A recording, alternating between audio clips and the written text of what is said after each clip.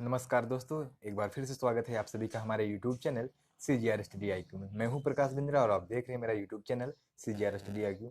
अगर अभी तक आपने हमारे YouTube चैनल को सब्सक्राइब नहीं किया तो प्लीज़ मेरे चैनल को ज़रूर सब्सक्राइब कर ले, जिससे मेरे आने वाले वीडियो का नोटिफिकेशन आप तक पहुँचता रहे। मैं इस चैनल के माध्यम से हिंदी का कोर्स कंप्लीट कराने वाला हूँ आप सभी के लिए, क्लास 12वीं का। तो आज के इस वीडियो में जैसे देख पा रहे हैं आपकी राष्ट्र का स्वरूप, आज जो चैप्टर है इस पे मैं डिस्कशन करने वाला हूँ, पूरा इसकी व्याख्या करने वाला हूँ लाइन टू लाइन। कैसे आपको पढ़ना है, कैसे आप एक्सप्लेन करना सीखेंगे मेरे साथ इस वीडियो में। मैं बताऊँगा कैसे लाइनों का अर्थ कैसे निकाला जाता है, और आप मेरे साथ जुड़े रहिए, लास्ट तक वीडियो को देखिएगा, जिससे कि आपको पूरी जानकारी मिल पाए। ठीक है, पहले तो आप समझ लीजिए कि ये राष्ट्र का जो स्वरूप है, ठीक नामक जो चैप्टर आपके सिलेबस में है, इसको क्या बोलते हैं कैसे, हाँ, पूरा सिलेबस में क्या है इसमें ये समझ लीजिए पहले ओवरग्राफ में इसके। ठीक है, तो ये जो निबंध है डॉक्टर अग्रवाल साहब, मतलब कि वासुदेव शरण अग्रवाल द्वारा लिखा गया निबंध संग्रह पृथ्वी पुत्र से लिया गया है। किससे लिया गया है? पृथ्वी पुत्र से लिया गया है। ठीक है, इस निबंध में लेखक ने तीन तत्वों की बारे में बताया है। कितने तत्वों के बारे में? तीन तत्वों के बारे में। पृथ्वी, जन, संस्कृति पर प्रकाश डालते हुए बताया है कि राष्ट्र का स्वरूप इन्हीं तीन तत्वों से निर्मित होता है। ठीक, वो प्रकाश डालते हुए बताया है कि पृथ्वी, जन और जन की संस्कृति। ठीक है, धरती, धरती पे निवास करने वाला मनुष्य और उसकी संस्कृति। संस्कृति का मतलब उसका धर्म, रहन सहन, कल्चर, वेशभूषा, बोली, भाषा। ठीक है, उसके रीति रिवाज, कल्चर, ये सब चीजें इसमें आती हैं। ठीक, प्रस्तुत लेख, ठीक है, प्रस्तुत लेख यह स्पष्ट किया गया है कि पृथ्वी को माता के रूप में तथा स्वयं को पुत्र के रूप में मानना ही राष्ट्रीयता की भावना के उदय के लिए आवश्यक है। ठीक है, मतलब कि कहने का मतलब यह है कि पृथ्वी को अपनी माता के रूप में मानना और स्वयं को पृथ्वी का पुत्र के रूप में मानना राष्ट्रीयता की भावना के उदय के लिए अति आवश्यक होता है। ठीक, इस धरती को अपनी माँ के रूप में और स्वयं को उसके बेटे के रूप में अपने आप को मानोगे, तभी राष्ट्रीयता की भावना को आप समझ पाओगे। अगर आप धरती की माँ नहीं मानेंगे, ठीक, अपनी माँ की रक्षा नहीं कर पाएंगे, ठीक, तो राष्ट्रीयता की भावना ही नहीं है आपके अंदर। ठीक, हर तरीके से उसकी रक्षा करना पड़ेगा आपको। माता पुत्र का यह अत्यंत पवित्र रिश्ता है। ठीक है, संबंध बहुत ही पवित्र है, अत्यंत पवित्र है। जैसे एक माता और पुत्र का पवन संबंध निस्वार्थ भाव से होता है, निस्वार्थ भाव से होता है माता और पुत्र का संबंध, उसी प्रकार से पृथ्वी और आपके बीच में भी संबंध निस्वार्थ भाव से होना जरूरी है। जिस प्रकार माता अपने समस्त पुत्रों को समान भाव से चाहती है, ठीक, एक माँ अपने पुत्रों में कभी भेदभाव नहीं करती कि मेरे लिए ये लाडला है वो लाडला, सभी को समान भाव से देखती है, सभी से समान रूप से पालन करती है, सभी को बराबर खाने, चाहे वो भूखी सो जाएगी लेकिन समान रूप से सबका देखभाल करती है। उसी प्रकार पृथ्वी पे बसने वाले जन समान है। ठीक, जो धरती पे रहने वाले मनुष्य हैं सब समान है पृथ्वी के लिए, वो सबको समान अवसर देती है। अब जिम्मेदारी आपकी बनती है कि आपके अंदर कितनी वो समझ उत्पन्न हो पाई है। ठीक है, जैसे माताएं अपने बच्चों को पढ़ाती लिखाती है, सभी को बराबर पढ़ाती है, सभी को बराबर मौका देती है पढ़ने लिखने का, खाने पीने का, सब जिम्मेदारी उठाती है 18 साल तक, 20 साल तक, 22 साल तक। ठीक, बहुत बता दिया मैं। उसके बाद वो आपके ऊपर डिपेंड करता है, आप काम करना चाहते हैं कि नहीं करना चाहते। आप काम करेंगे तो आप आगे सुखी रहेंगे। ठीक, आप नहीं काम करेंगे तो आगे नहीं सुखी रहेंगे। ठीक, अगर आप जॉब नहीं करेंगे, आप इनकम अर्न नहीं करेंगे, इनकम के सोर्स आपके पास नहीं होंगे, तो आप फिर दिक्कत में हमेशा रहेंगे। उसी तरीके से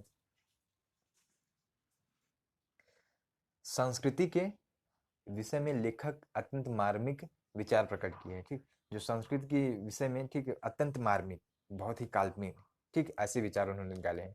संस्कृत की उन्नति से ही राष्ट्र की उन्नति संभव है, अतः हम प्रत्येक संस्कृत के आनंद पक्ष को स्वीकार करना चाहिए। ठीक, जब तक संस्कृत का विकास नहीं होगा, धर्म का विकास नहीं होगा। ठीक है, धर्म का मतलब, संस्कृत का मतलब होता है कि आपका रहन सहन में जब तक उन्नति नहीं आएगी, आपकी बोली भाषा में उन्नति नहीं आएगी, भाईचारे की भावना उत्पन्न नहीं होगी, तब तक, ठीक है, राष्ट्र का उन्नति नहीं हो सकता है।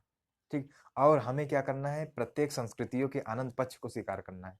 जितने भी संस्कृति के पक्ष हैं, जितने भी धर्म है, चाहे हिंदू हो, मुस्लिम हो, सिख हो, ईसाई हो, उनकी अच्छाइयों को स्वीकार करना पड़ेगा, उनके आनंद पक्ष को हमें स्वीकार करना पड़ेगा, तभी जाके राष्ट्र की उन्नति हो सकती है। आइए अब चलते हैं चैप्टर पर। चैप्टर में पहले दिया है भूमि, ठीक। इसमें भूमि के बारे में समझेंगे, भूमि में क्या है। भूमि, भूमि पर बसने वाला जन, जन की संस्कृति, इन तीनों के सम्मेलन से राष्ट्र के स्वरूप का निर्माण होता है। तो समझने की कोशिश करिए आप। भूमि, भूमि पर बसने वाला जन, ठीक। धरती, धरती पे रहने वाला मनुष्य, और उस मनुष्य की संस्कृति, उसका जो धर्म है, उसका रहन सहन है, कल्चर जो है, ठीक है, खान पीन, भाषा, बोली भाषा, इससे ही एक राष्ट्र के स्वरूप का निर्माण होता है। उससे समाज का निर्माण होता है। कई समाज मिलकर, ठीक है, राष्ट्रों का निर्माण करते हैं, एक घेराबंदी करते हैं, ठीक है। तो ये चीजें हैं, ठीक है। अब आप पहले ये चीज समझ लीजिए, जब दो लोग मिलते हैं तो एक परिवार का निर्माण होता है। एक परिवार, कई परिवार मिलकर एक समाज का निर्माण करते हैं, ठीक है।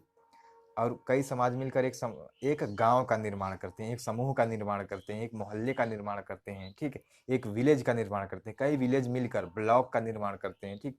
कई ब्लॉक मिलकर तहसील बनते हैं, और कई तहसीलें मिलकर एक जिला होती हैं, और कई जिला मिलकर एक मंडल बनता है, कई मंडल मिलकर एक राज्य बनता है, और कई राज्यों का समूह राष्ट्र कहलाता है, देश कहलाता है, ठीक है। तो चलिए, भूमि का निर्माण, लेखक क्या कहना चाहता है, भूमि का निर्माण देवों ने किया है, वह अतंत काल से है, ठीक है। लेखक कहता है कि भूमि का निर्माण देवों ने किया है, वह अनंत काल से है, अनंत, इंडिफिनिट। उसका कोई समय नहीं है कि वो पृथ्वी का निर्माण कब हुआ, धरती का निर्माण कब हुआ, इसके बारे में कोई जानकारी नहीं है इनके पास, ठीक है। वो ईश्वर को मानते हैं कि ईश्वर ने ही भूमि का निर्माण किया। उसके भौतिक स्वरूप, सौंदर्य और समृद्धि के प्रति सचेत होना हमारा आवश्यक कर्तव्य है, ठीक। भौतिक स्वरूप, भौतिक स्वरूप की बात करें तो लेखक कहना चाह रहा है कि पर्वत, पठार, नदियां, समतल मैदान, ठीक है, ये सब क्या है, भौतिक स्वरूप है, ठीक है। और सौंदर्य, प्रकृति, जो पेड़ पौधे हैं, स्थल भाग पे जो पेड़ पौधे हैं, ठीक, फूल पत्ती, और समृद्धि, उपजाऊ मिट्टी पे जो अनाज होता है, उसके प्रति सचेत होना, उसके प्रति जागरूक होना, जानकारी इकट्ठा करना हमारा आवश्यक कर्तव्य है, ठीक है। भूमि के पार्थिव स्वरूप के प्रति हम जितने अधिक जागरूक होंगे, उतनी हमारी राष्ट्रीयता बलवती होगी, ठीक।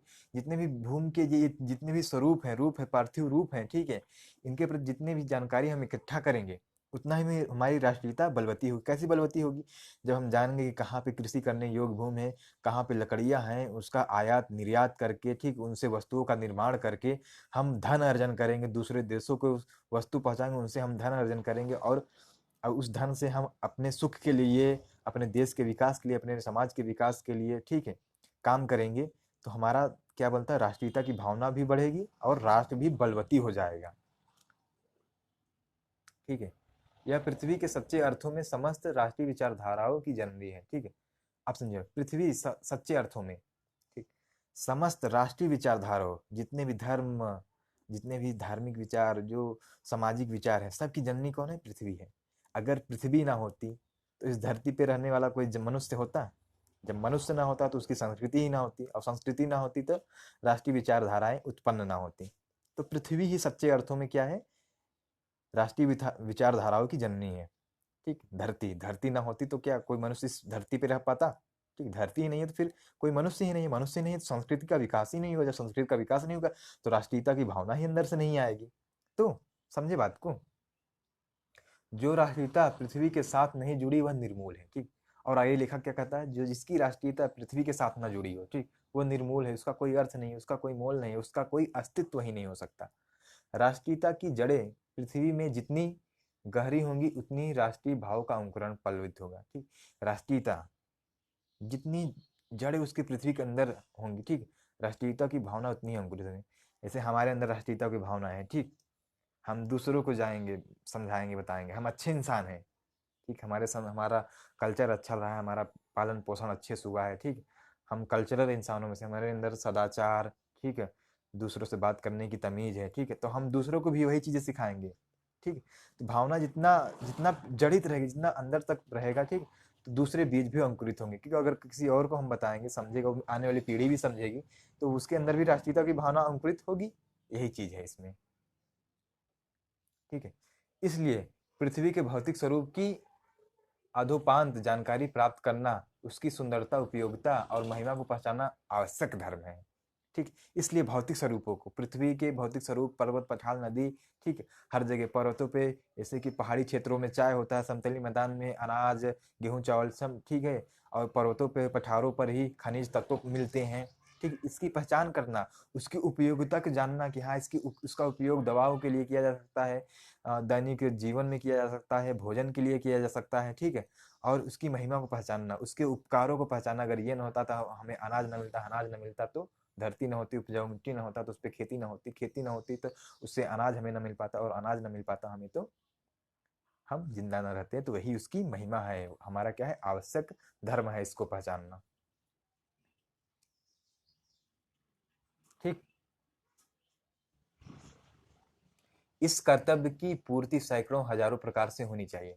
लेखक कहता है, लेखक उस टाइम की बात कर रहा है, लेखक आजादी के समय क्या है, ठीक। क्योंकि उसका जन्म जो शरण जी का जन्म है, ठीक है, 19वीं सदी में हुआ है, ठीक, 20वीं सदी, 1900 ईस्वी से कुछ बीच में हुआ है लेखक का जन्म। आज़ादी के बारे में, उस समय भारत में आज़ादी की क्रांतियां भी चल रही थी, भारत पराधीन था अंग्रेजों की, उस समय की बात कर रहा है, आज़ादी के समय की बात कर रहा है कि भारत आज़ाद हुआ होगा उस टाइम के, ठीक। कह रहा है कि हजारों सैकड़ों प्रकार से होने चाहिए इस तरह के कर्तव्यों का, ठीक है। हमें जानकारी इकट्ठा करने का जो जो तरीके हैं, जितनी भी विधियां हैं, उन विधियों को अपनाना चाहिए। पृथ्वी से जुड़े जिन वस्तु का संबंध चाहे छोटा हो या बड़ा हो, उसे कुशल प्रश्नों के रूप में पूछना हमारा आवश्यक कर्तव्य है, ठीक है। चाहे जैसा भी हो, चाहे छोटा हो चाहे बड़ा हो, छोटी वस्तु के बारे में हो चाहे बड़े वस्तु, उसको पूछना हमारा आवश्यक कर्तव्य है। प्रश्न कि इसका उपयोग क्या हो सकता है, ये क्यों है, इसका अस्तित्व क्यों है हमारे जीवन में, ये क्यों लाभकारी है, हमारे राष्ट्र हित में कैसे योगदान दे सकता है। पृथ्वी का सांगोपांग अध्ययन जागरणशील राष्ट्र के लिए ही बहुत ही आनंदप्रद कर्तव्य माना जाता है, ठीक है।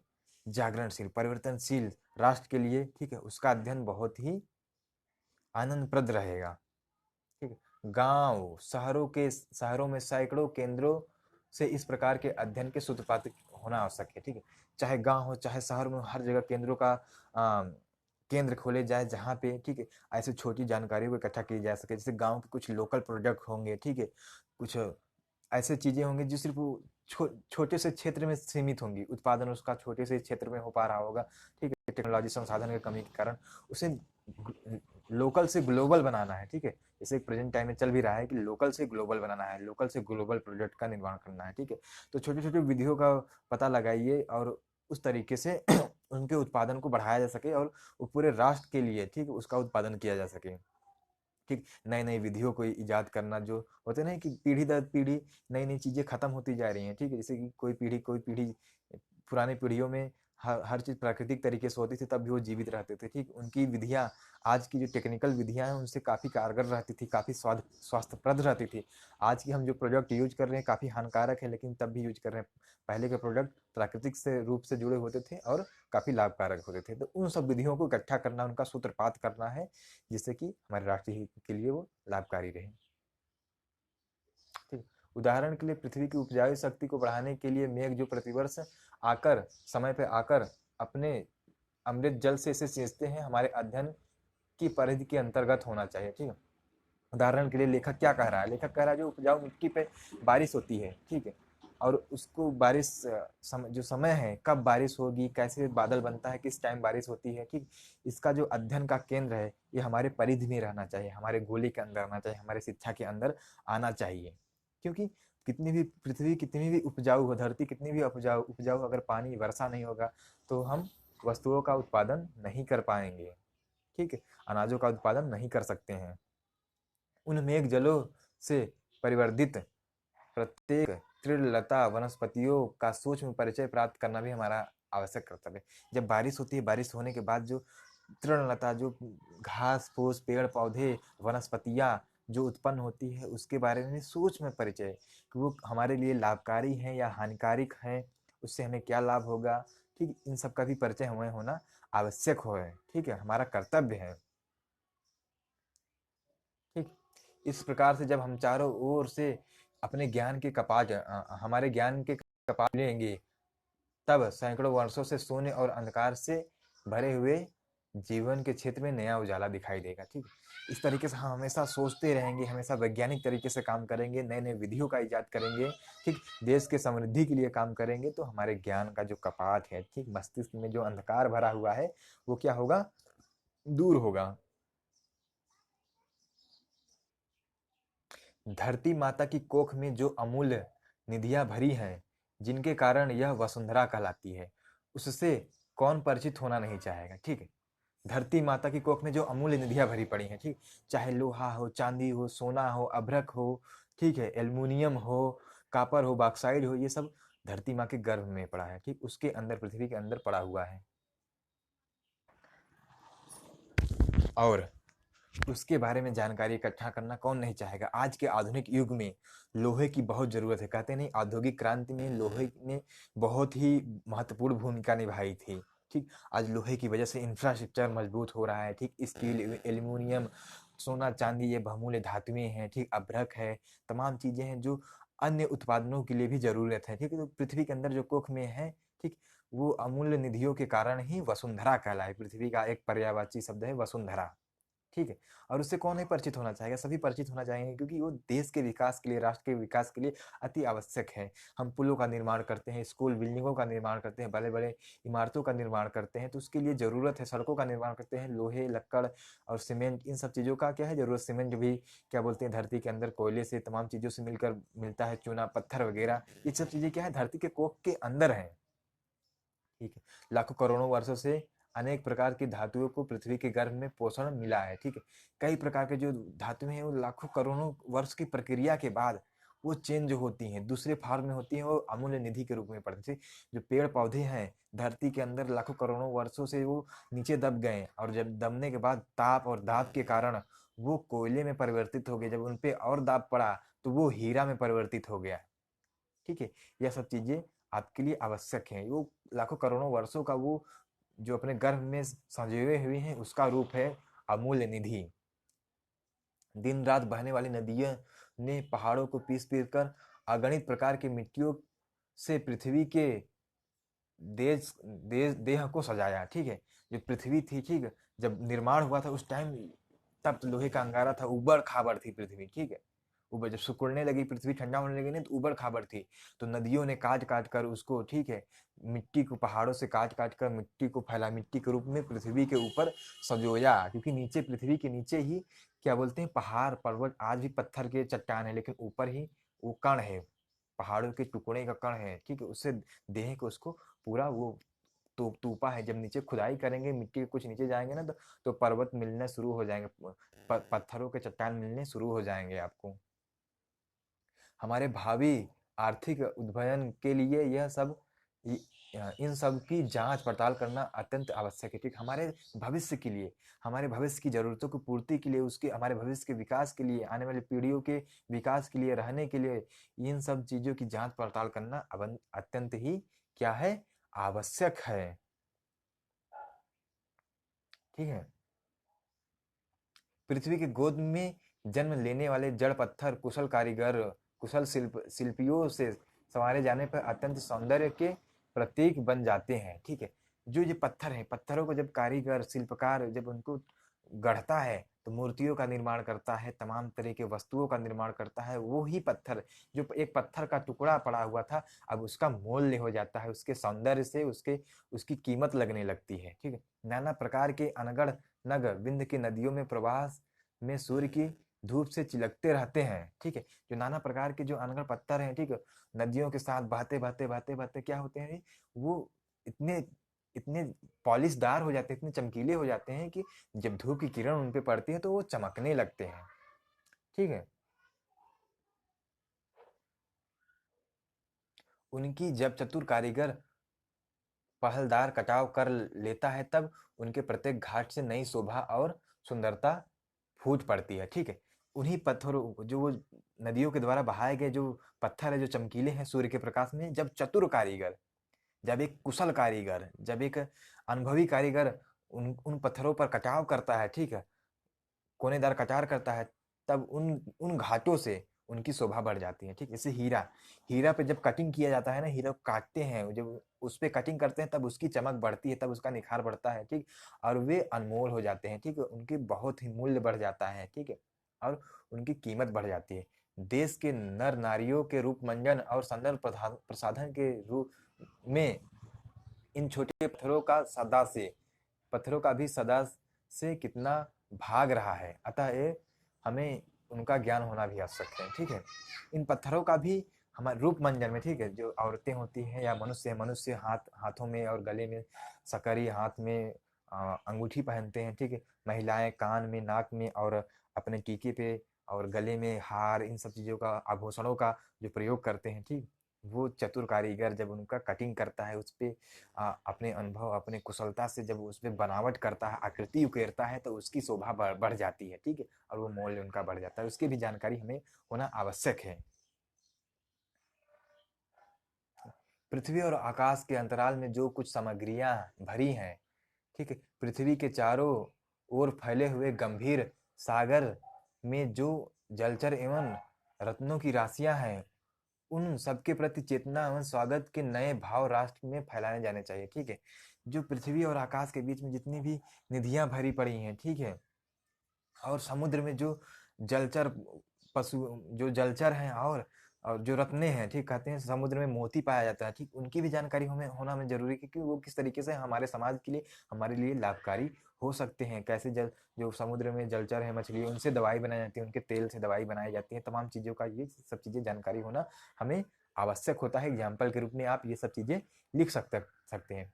ठीक है, नए राष्ट्र के नए युवकों के हृदय में उन सब के प्रति जिज्ञासा की नई किरणें जब तक नहीं फूटेंगी, तब तक हम सोए हुए के समान रहेंगे। ठीक है, जब तक राष्ट्र में जो ये लोग हैं, जब तक ये नई नई खोज नहीं करेंगे, इनके दिमाग में जब तक क्रिएटिव माइंड में नहीं चलेगा, तब तक हम सोए हुए के समान रहेंगे। जब तक इन नई नई विधियों का इजाद करना, नए नए वस्तुओं के बारे में जानकारी इकट्ठा करना, नए तत्वों की खोज करना, उनकी उपयोगिता, उनका प्रयोग और हमारे समाज के लिए कितना लाभकारक है, हमारे देश के विकास के लिए क्या योगदान दे सकते हैं, नहीं हम जागरूक होंगे, जानेंगे नहीं, तब हम तक सोए के समान रहेंगे। जो सोए हुए से व्यक्ति रहता है तो उसे कुछ नहीं पता रहता, उसी के समान हम भी रहेंगे।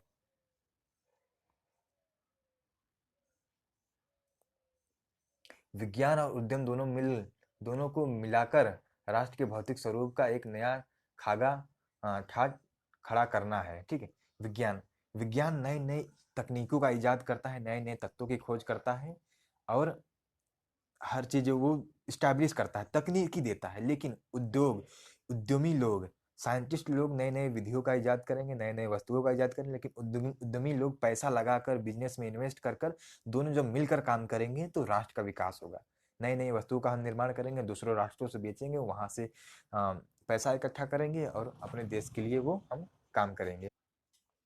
यह कार्य प्रसन्नता, उत्साह और अथक परिश्रम के द्वारा नित आगे बढ़ना चाहिए। ठीक है, हमें कार्य करने में एकदम दिल लगा के कार्य करना है, एकदम मन से काम करना चाहिए और उत्साह के साथ काम करना चाहिए। अथक परिश्रम, खूब परिश्रम के साथ नित आगे बढ़ते रहना चाहिए। ठीक है, तभी हम विकास कर पाएंगे। ठीक है, हमारा यह ध्येय होगा कि जितने हाथ होंगे, ठीक है, उनमें कोई भी इस तरह के कार्य में भाग लेने बिना रित न रहे। ठीक है, सभी को साथ में आके काम करना चाहिए, एक साथ काम करना चाहिए, कोई छूटे ना, सभी काम करेंगे, राष्ट्र हित के बारे में सोचेंगे और विकास करेंगे। तभी मातृभूमि के पुष्कल समृद्धि और समग्र रूप मंडल प्राप्त किया जा सकता है। तभी एक राष्ट्र के विकास, समृद्धि, शक्तिशाली राष्ट्र और सुखी राष्ट्र का निर्माण किया जा सकता है। जब सब साथ में आएंगे तभी विकास किया जा सकता है। ठीक,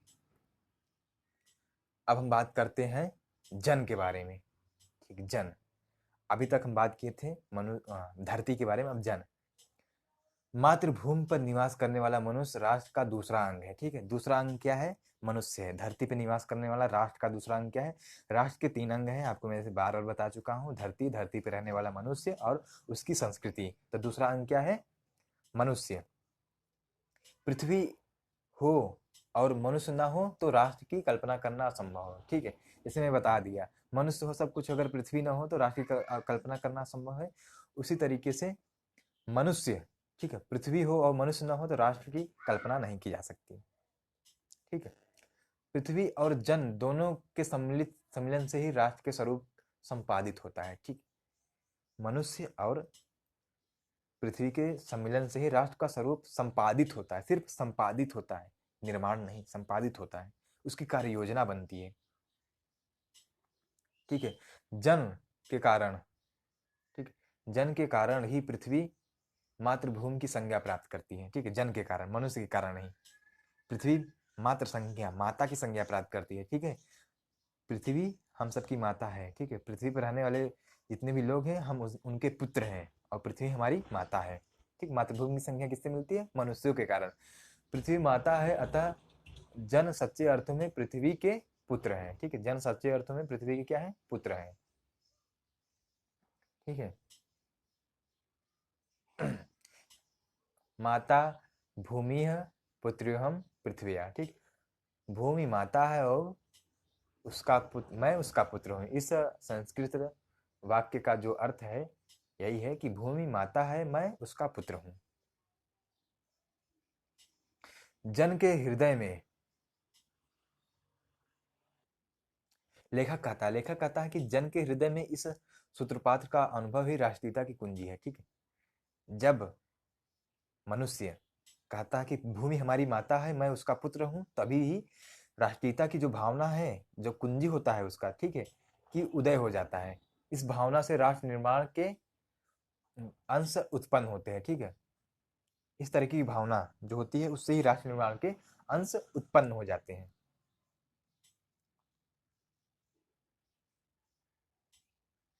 ठीक, यह भाव जब सशक्त रूप से जागता है तब राष्ट्र निर्माण के स्वर वायुमंडल में भरने लगते हैं। ठीक है, इस तरह की भावना, ठीक, राष्ट्र निर्माण हेतु जब ये भावनाएं होती हैं, हर एक जन, हर एक समाज में, हर एक व्यक्ति में जब जागृत होता है, ठीक है, तभी जो ये गूंज है, ठीक है, स्वरों की गूंज, वो क्या होने लगती है? गूंजने लगती है। कहाँ पे? वायुमंडल में गूंजने लगती है। ठीक है, यह भाव के द्वारा मनुष्य पृथ्वी के साथ अपने सच्चे संबंध को प्राप्त करता है। ठीक, राष्ट्रीयता की भावना के साथ सच्चे अर्थों में अपने पुत्र होने का वो कर्तव्य निभाता है और सच्चे अर्थों में अपना संबंध प्राप्त करता है कि मैं पृथ्वी का पुत्र हूँ। जहाँ यह भावना नहीं है, ठीक है, वहाँ जन और भूमि का संबंध अचेत और जड़ बना रहता है। ठीक, जहाँ इस तरह की भावना नहीं होती, ठीक है, राष्ट्रीयता की भावना नहीं होती है, वहाँ पे मनुष्य और उसके धरती से संबंध अचेत पड़ा रहता है। ठीक, वहाँ लोग समृद्ध नहीं रहते हैं, दुख में जीते हैं, समस्याओं का सामना करते हैं, काफी कष्ट में रहते हैं। ठीक है, तो वहाँ उस तरीके की समस्याएं बनी रहती हैं। जिस समय भी जन के हृदय में भूमि के साथ माता और पुत्र के संबंध का पहचानता है, उसी क्षण आनंद और श्रद्धा से भरे हुए उसके, ठीक है, प्रणाम मातृभूमि के लिए प्रकट हो जाते हैं। ठीक, इस प्रकार प्रकट होते हैं। जैसे ही वो संबंध को पहचान लेता है कि मैं उसका पुत्र हूँ, वो हमारी माता है, हमें सम्मान के दृष्टि से देखना चाहिए, उसी समय उसके अंदर इस तरीके की भावना उत्पन्न हो जाती है। ठीक है, नमो मातृ पृथ्वी, नमो मातृ पृथ्वी, माता पृथ्वी को प्रणाम है, माता पृथ्वी को प्रणाम है। ठीक है, यह इसका अर्थ है इस संस्कृत वाक्य का। ठीक है, तो आप, उम्मीद करता हूँ आपको समझ में आ रहा होगा ये चीजें। ठीक, यह प्रणाम भाव ही पृथ्वी और जन का दृढ़ बंधन है। ठीक है, जो ये प्रणाम करते हैं कि माता पृथ्वी को मेरा प्रणाम है, यही यही प्रणाम, यही भाव पृथ्वी और जन के बीच में बंधन है, जो माता और पुत्र के का जो संबंध का बंधन है, यही है। ठीक है, इसी दृढ़ भित्ति पर राष्ट्र का भवन तैयार किया जाता है। ठीक है, इसी दृढ़ भित्ति पे, ठीक है, राष्ट्र का भवन तैयार किया जा सकता है। जो ये भावना है, जो दृढ़ भावना है, ठीक, इसी से राष्ट्र रूपी भवन तैयार किया जाता है। ठीक, इसी दृढ़ चट्टान पर राष्ट्र का चिर जीवन आश्रित रहता है। जब तक इस तरह की भावना हमारे अंदर रहेगी, माता और पुत्र का संबंध रहेगा, तब तक हमारा राष्ट्र अजर अमर रहेगा, जीवित रहेगा। नहीं तो कोई ना कोई हमें पराधीन कर लेगा। जब तक हमारे अंदर राष्ट्रीयता की भावना जैसे खत्म होगी, ठीक, दूसरे देश के लोग हमारे ऊपर आक्रमण करके हमारे राष्ट्र को हर ले जाएंगे, अपना पराधीन कर लेंगे, हमें गुलाम बना लेंगे। ठीक है, अगर राष्ट्रीयता की भावना रहेगी तो आजीवन चिर जीवन हमेशा के लिए अजर अमर रहेगा, जब तक राष्ट्रीयता की भावना हमारे अंदर रहेगी। ठीक है। इसी मर्यादा को मानकर राष्ट्र के निर्माण में मनुष्य के कर्तव्य अधिकारों का उदय होता है। ठीक है, इसी मर्यादा को मानकर मनुष्य के अंदर कर्तव्यों अधिकारों का उदय होता है कि राष्ट्र, ठीक है, धरती हमारी माँ है, उस पर हमारा अधिकार है, उससे हमें कोई छीन नहीं सकता, ये हमारी अमूल्य निधि है, क्योंकि उसी पे अनाज अमूल्य निधियों का भंडार पड़ा हुआ है। ठीक, और कोई हमें पराधीन कर ले, हमारे वस्तुओं हमारे निधियों का प्रयोग अपने हित में करे, तो वो संभव नहीं है। ठीक, हम अपने कर्तव्य के लिए बाध्य हैं, अपने अधिकारों के लिए लड़ते रहेंगे।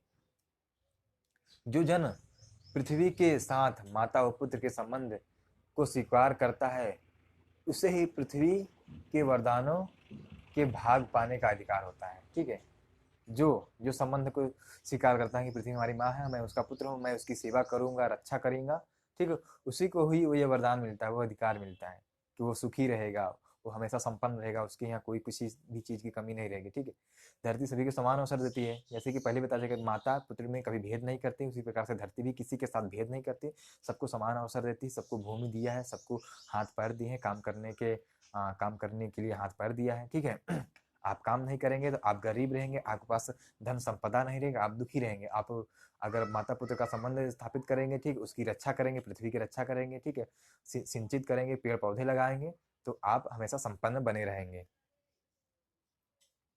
ठीक है,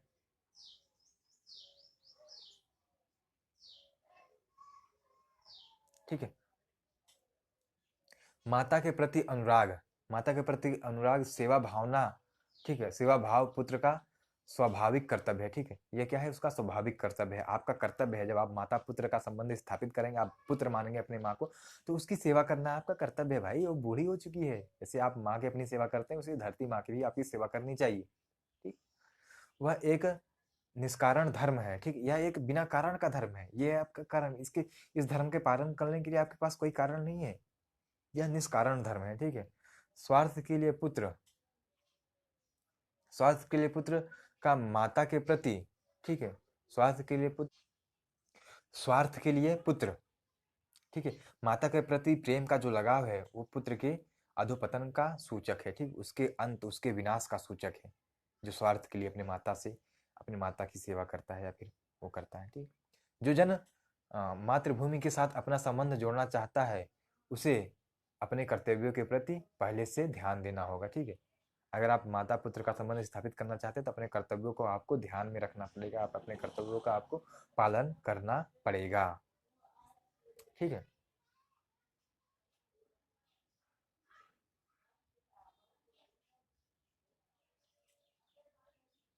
माता,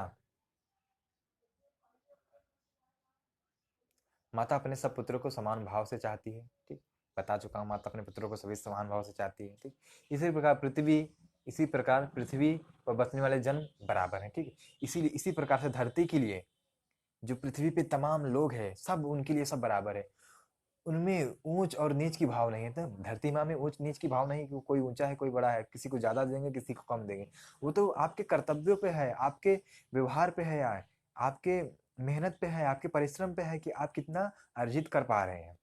जो जो मातृभूमि के उदय के साथ जुड़ा हुआ है, वह समान अधिकार है। ठीक है, ठीक, वह समान अधिकार का भागी है। ठीक है, जो मातृभूमि के साथ जुड़ा है वह समान अधिकार का भागी है। ठीक है, और जो नहीं जुड़ा है उसका कोई कोई अधिकार नहीं है।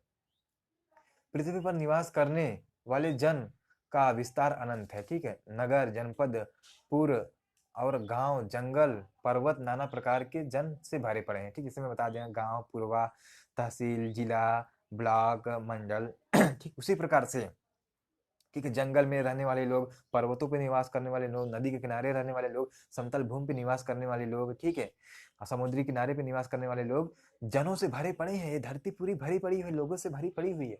ये जन अनेक प्रकार की भाषाएं बोलने वाले हैं। ठीक, जैसे मैं बता दें, अनेक बोली चाली के लोग हैं। ठीक, अनेक बोली चाली बोलते हैं। ठीक, अनेक धर्मों को मानने वाले हैं। ठीक, अनेक धर्मों को मानने वाले लोग हैं, फिर भी ये मातृभूमि के पुत्र हैं। ठीक, लेकिन फिर भी ये क्या है, मातृभूमि के पुत्र हैं, चाहे जिस धर्म के हों। धरती माँ किसी के साथ भेद नहीं करती, चाहे हिंदू हो चाहे मुस्लिम हो, सबको अवसर देती है। अब चाहे मुस्लिम खेती करेगा तभी उसे अनाज मिलेगा, हिंदू खेती करेगा तभी उसे अनाज मिलेगा। आप काम करेंगे तो आपको उसका फल मिलेगा, जो कोई भी व्यक्ति काम करेगा उसको उसका फल मिलेगा। और इस प्रकार का और इस प्रकार उनका सौहार्द भाग अखंड है, ठीक। और इस प्रकार से उनका जो सौहार्द भाग है कोई सीमा नहीं है, ठीक है, अखंड है, कई रूप हैं उनके, ठीक। लेकिन तभी वो माता के पुत्र हैं, धरती माँ के पुत्र हैं। सभ्यता आगे, ठीक है।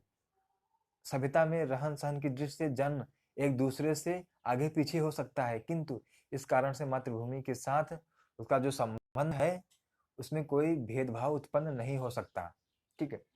रहन सहन बता दिया ना, रहन सहन आप कितना आप मेहनत करते हैं, ठीक है, आपके मेहनत के ऊपर है, आप ऊपर नीचे होते रहेंगे समाज में, कोई ऊंचे तबके पे है, कोई नीचे तबके पे है, वो उसके मेहनत के ऊपर है, ठीक हो सकता है। लेकिन धरती माँ किसी के साथ भेदभाव नहीं करती है, ठीक। आगे पीछे हो सकते हैं, ऊपर नीचे, लेकिन धरती माँ किसी के साथ भेदभाव नहीं करती, सबके साथ एक समान संबंध रखती है।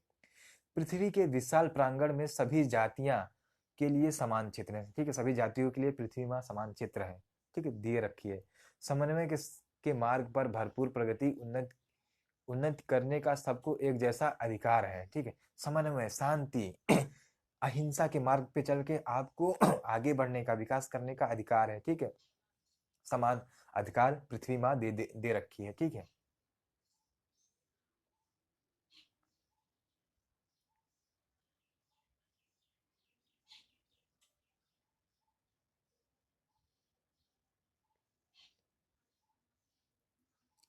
ठीक है, किसी जन को पीछे छोड़कर राष्ट्र आगे नहीं बढ़ सकता, ठीक। किसी जन को आप पीछे छोड़कर राष्ट्र के विकास नहीं कर सकते हैं, ठीक। चाहे जैसे सरकार जो आती है वो सभी के विकास के बारे में सोचती है, अगर सबका विकास नहीं होगा तो समाज पिछड़ा रहेगा, समाज का एक वर्ग जरूर ना कहीं नहीं कहीं पिछड़ा रहेगा, ठीक है। और राष्ट्र के विकास तब तक नहीं माना जाएगा जब तक पूरे समाज में, हर एक समाज में हर एक व्यक्ति तक विकास पहुंचाए जाए, ठीक है, तभी राष्ट्र का विकास संभव रहेगा। नहीं, आपके अंदर राष्ट्र आपका अंदर से कमजोर है, दूसरे देश के राष्ट्र आपके आक्रमण कर आपको हरा देंगे, ठीक है। हर एक किसी जन को छोड़ा नहीं जा सकता राष्ट्र के विकास के लिए, ठीक है। अतः एवं राष्ट्र के प्रत्येक अंग को शुद्ध हमें लेना होगा, ठीक है। सभी की जानकारी इकट्ठा करना होगा और सबके साथ समान व्यवहार करना हमारा कर्तव्य होगा, ठीक है। सबके विकास के लिए हमें काम करना होगा, ठीक है। राष्ट्र के शरीर के एक भाग में यदि अंधकार और निर्बलता का निवास है तो समग्र समाज का स्वाद, ठीक है, उतने अंश में असमर्थ रहेगा, ठीक है। देखिए, अगर कोई भाग, ठीक है, विकास नहीं हुआ है उसमें, ठीक है, तो उसका जो जो राष्ट्र का स्वरूप जो आनंद है, ठीक है, वो हर समाज तक नहीं पहुंच पाएगा, उसका आनंद कहीं नहीं कहीं कमी रहेगी, ठीक है। अगर कोई फल हो पूरा पका ना हो तो अगर उसका आप आनंद लेंगे, खाएंगे, तो कहीं ना कहीं वो स्वाद नहीं मिलेगा ना एक जगह आके, तो क्या फल पूरा उस पूरे फल का आप उपयोग कर पाए, नहीं कर पाए ना। उसी तरीके से राष्ट्र का भी देखना पड़ेगा, ठीक है। इस प्रकार समग्र राष्ट्र को जागरण और प्रगति की एक जैसी उदार भावना संचालित करनी चाहिए, ठीक है। राष्ट्र में प्रगति और जागरण के लिए एक जैसी योजनाएं बनानी चाहिए और उस पर काम करना चाहिए। सभी राष्ट्र के जन एक समान हैं, सबके लिए हमें काम करना चाहिए, ठीक।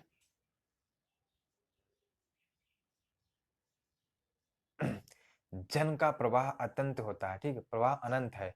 सहस्त्र वर्षों से भूमि के साथ राष्ट्रीय जन ने तदात्मक प्राप्त किया है, ठीक है। कई वर्षों से वो भूमि पर वो रह रहे हैं, ठीक है, जन। हम जाएंगे कोई दूसरा आएगा, लेकिन ये जीवन खत्म नहीं होगा, ये जीवन चक्र खत्म नहीं होगा, ठीक है, ठीक है, ठीक है ना। सूर्यों की रश्मियां नित्य प्रातःकाल भुवन को अमृत से भर देती हैं, ठीक है।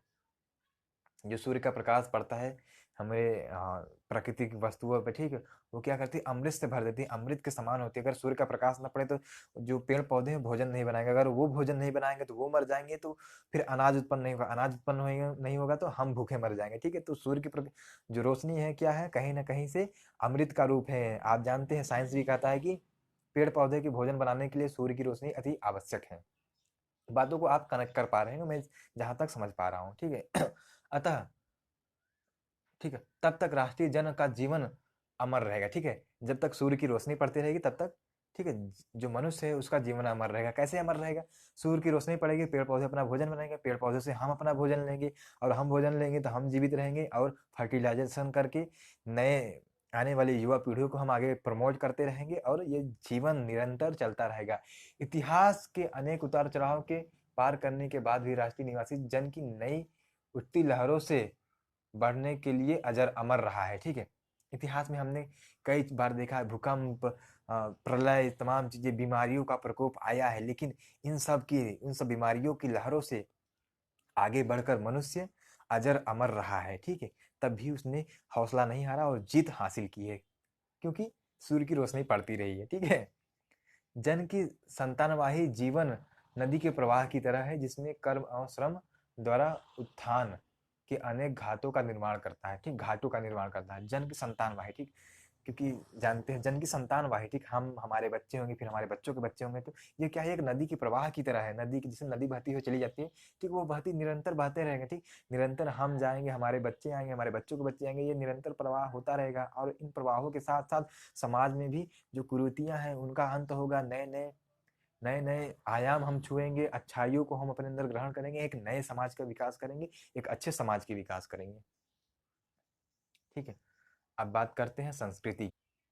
ठीक, अब संस्कृत की बात करते हैं। राष्ट्र का तीसरा अंग क्या है? संस्कृति है। ठीक, जैसे राष्ट्र का अंग धरती है, धरती पर रहने वाले जन, उसके बाद तीसरा अंग क्या है? उस मनुष्य की कल्चर, संस्कृति, रहन सहन, धर्म, बोली भाषा, ये सब चीजें हैं। ठीक, मनुष्य ने युगों युगों तक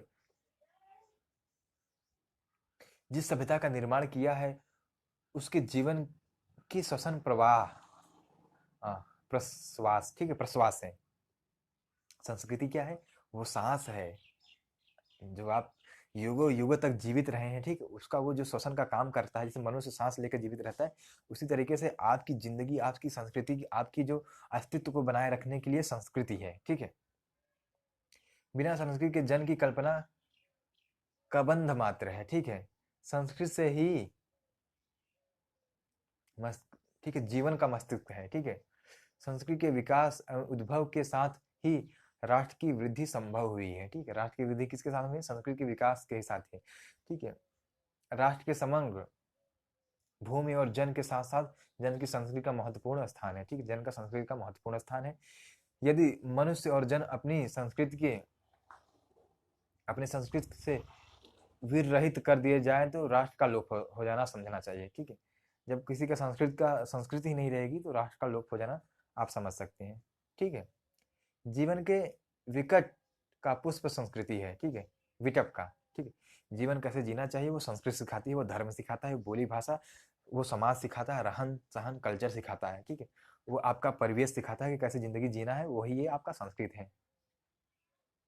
संस्कृति, ठीक है, सौंदर्य और सौरभ में ही राष्ट्रीय जन के जीवन का सौंदर्य और यश निहित है। ठीक है। संस्कृत से ही उसके जीवन, उसके सौंदर्य, उसका यश और उसके सम्मान का अंतर्निहित है, जो उसके अंदर समाहित है।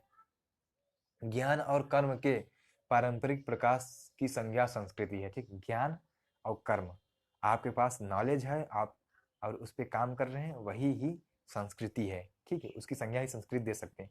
भूमि पर बसने वाले जन से ज्ञान के क्षेत्र में जो सोचा है और क्षेत्र में जो रचा है, दोनों के रूप में ही राष्ट्रीय संस्कृति के दर्शन मिलते हैं। ठीक है। हम जो सोचते हैं और जो काम करते हैं, जो ऐतिहासिक काम, जो ऐतिहासिक सोच है, जो रचा है, वही राष्ट्रीय संस्कृति कहलाती है। ठीक है। जीवन के विकास के लिए संस्कृत के रूप में प्रकट हुई है। ठीक है। जीवन के विकास के लिए संस्कृत के रूप में ही प्रकट हुआ है। प्रत्येक जाति अपनी अपनी विशेषताओं के साथ इस युक्त को धारण करती हैं और प्रेरित संस्कृति का विकास करती हैं। ठीक, हर जातियां, हर धर्म, मुस्लिम धर्म अपने धर्म के विकास के लिए काम करता है, हिंदू धर्म अपने, ईसाई धर्म अपने, क्रिश्चियन अपने के लिए, बौद्ध धर्म, जैन धर्म, पारसी, ठीक, हर एक अलग धर्म अपने धर्म के विकास करने के लिए, ठीक, अग्रसित है। ठीक, काम कर रहे हैं अपने धर्म के लिए। प्रत्येक धर्म को अपनी अनुसार पृथक पृथक संस्कृतियां राष्ट्र में विकसित होती हैं। ठीक, परंतु उन सब का मूल आधार पर सहासुण और समन्वय पर निर्भर है। ठीक, सभी धर्म अपने अपने तरीके से विकास करते हैं, लेकिन उनका मूल आधार क्या होना चाहिए? शांति, समन्वय, अहिंसा, लोगों की मदद करना, भाईचारे की भावना, ये सब चीज की भावना संस्कृति में होना जरूरी है, उनके धर्म में होना जरूरी है। लेखक और आगे क्या कहता है, लेखक कहता है जंगल में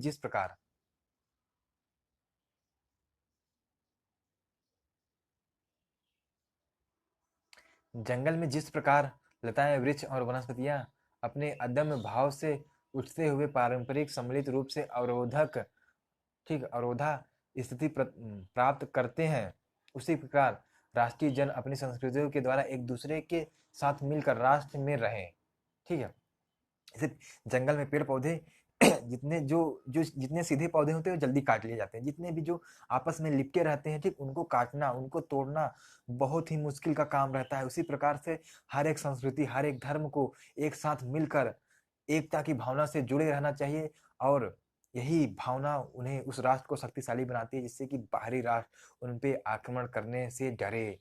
ठीक है, कितनी बड़ी बात कही है जंगल के एग्जाम्पल देकर। ठीक है, ठीक, जिस प्रकार जल के अनेक प्रवाह नदियों के रूप में मिलकर समुद्र में एक रूपता प्राप्त करते हैं, उसी प्रकार राष्ट्रीय जीवन में अनेक विधियों द्वारा, ठीक है, विधियां राष्ट्रीय संस्कृति के समन्वय प्राप्त करती हैं, और अंतयुक्त जीवन ही राष्ट्र की सुखदायी स्वरूप होता है। ठीक, जिस प्रकार, ठीक है, तमाम नदियां समुद्र में जा गिरती हैं, उसी तरीके से यह देश क्या है, समुद्र है, और उसके अंदर जो ये संस्कृतियां हैं वो क्या है, नदियां हैं, और वो एक साथ मिलकर क्या करें, समुद्र का जो रक्षा करे, ठीक है, उन्हीं के साथ जुड़े रहे, राष्ट्र के साथ जुड़े रहे। ठीक है, साहित्य, कला, नृत्य, आमोद प्रेम अनेक रूप से राष्ट्रीय जन अपने मानसिक भावों को प्रकट करता है। ठीक है, साहित्य, सांस्कृतिक कार्यक्रमों, आनोद प्रमोद, ठीक, नृत्य के माध्यम से ही अलग अलग संस्कृतियां अपने भावनाओं को प्रकट करती हैं। आत्मा का जो विश्वव्यापी आनंद भाव है, वह इन विधियों के रूप में साकार होती है। ठीक, इन्हीं विधियों के माध्यम से ही हम अपने बातों को साकार करते हैं, दूसरों को सुनाते हैं और सुनते हैं।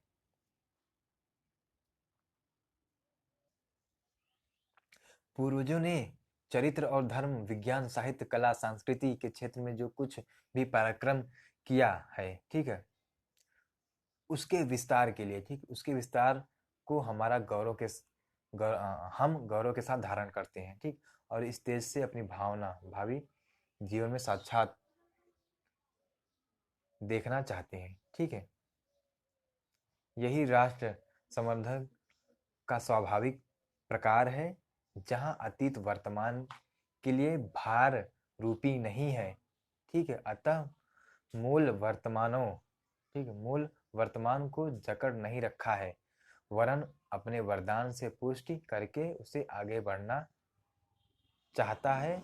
उस राष्ट्र का हम स्वागत करते हैं। ठीक, वासुदेव शरण अग्रवाल जी कहते हैं, ठीक, जो हम अपने पूर्वजों से सीखा है, जो हम अपने पूर्वजों से जाना है, समझा है, उसके लिए हमें करना क्या चाहिए, ठीक, उसको ही हमें आगे बढ़ाना है। यह हमारे लिए, ठीक है, कोई जड़ नहीं है कि वो हमारे विकास के लिए रोक रखा है। हमारे लिए उनके अनुभव हमारे लिए काम आएंगे, और उसी को हमें आगे बढ़ाना है, उसी पे हमें विकास करना है, उसमें और सुधार करना है, और देश हित में काम करना है। उम्मीद करता हूँ आपको ये सब वीडियो मेरा वीडियो पसंद आएगा। धन्यवाद।